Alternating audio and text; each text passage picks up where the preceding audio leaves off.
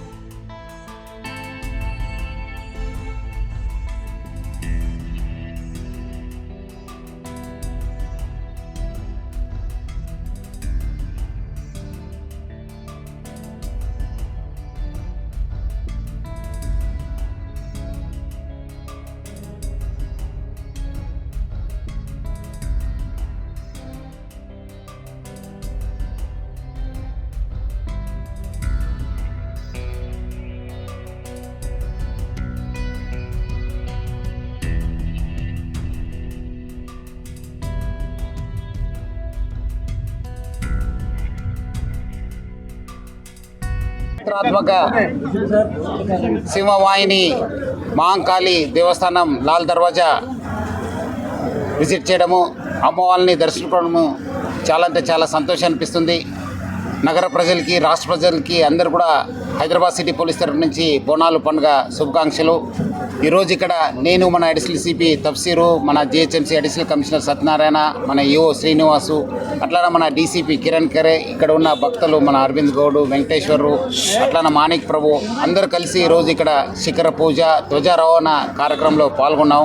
ఇది ఒక ఆనవాయితీగా ఇది ప్రతి సంవత్సరం జరిగే పూజకు ఈరోజు ఇక్కడ నేను ఆ పూజలు పాల్గొనడము చాలా సంతోషం అనిపిస్తుంది. ముఖ్యంగా ప్రజలకి, భక్తులకి, ఇక్కడ ఉన్న కమిటీ మెంబర్స్ అందరూ కూడా నేను పేరు పేరుగా ధన్యవాదాలు తెలుపుతూ, లాల్ దర్వాజా మళ్ళీ ఉజ్జయిని మహంకాళి టెంపుల్ 2 బోనాలు ఇప్పుడు మిగిలినాం. అంతకుముందు మన గోల్కొండ బోనాలు, బల్కంపేట బోనాలు కూడా చాలా ఒక ప్రశాంత వాతావరణంలో జరిగింది. అందుకు సహకరించిన ప్రజలందరూ కూడా రాష్ట్ర ప్రభుత్వ తరఫు నుంచి, నా తరఫు నుంచి, GHMC తరఫు నుంచి, హైదరాబాద్ సిటీ పోలీస్ తరఫు నుంచి కూడా పేరు పేరుగా ధన్యవాదాలు తెలుపుతూ, ఇక్కడ ఈ లాల్ దర్వాజా బోనాలు కూడా మనము మన GHMC ఆఫీషియల్స్, మన కమిషనర్ గారు, అట్లనే వాటర్ వర్క్స్, ఎలక్ట్రిసిటీ డిపార్ట్మెంట్ అందరూ కోఆర్డినేటెడ్గా మనము తగిన కావాల్సిన చర్యలంతా తీసుకోవడం జరిగింది ప్రశాంత వాతావరణంలో చేయడానికి. అట్లనే వచ్చే రోజు ఈ ఒక 10 రోజు కూడా ప్రజలందరూ కూడా అమ్మవారిని దర్శించుకొని ఈ బోనాల పండుగని సంతోష వాతావరణంలో, ప్రశాంత వాతావరణంలో జరుపుకోవాలని చెప్పి నేను కోరుతున్నాను.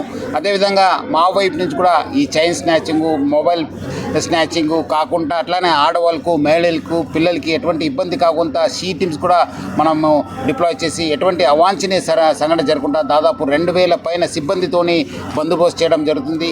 ఇంకా మిగిలిన బోనాలు కూడా మనం ఇక్కడ ఉన్న బోనాలకి, అట్లనే ఉజ్జయిని మహంకాళి బోనాలు కూడా ప్రజలందరూ కూడా సహకరించాలి.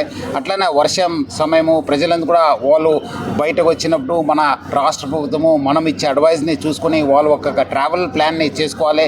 ఎందుకంటే మళ్ళీ వాళ్ళు ఇబ్బంది పడొద్దని చెప్పి ప్రజలందరూ కూడా కోరుతున్నాను. ఇక్కడ ఈ ఒక బోనాలు కూడా సహకరించిన అందరూ కూడా నేను పేరు పేరుగా ధన్యవాదాలు తెలుపుతున్నాను. ఇక్కడ ఉన్న దాదాపు 100 పైన మనము సీసీ కెమెరాస్ని మనము డిప్లాయ్ చేయడం జరుగుతుంది. అట్లానే డ్రోన్స్ కూడా ఈసారి వాడడం జరుగుతుంది.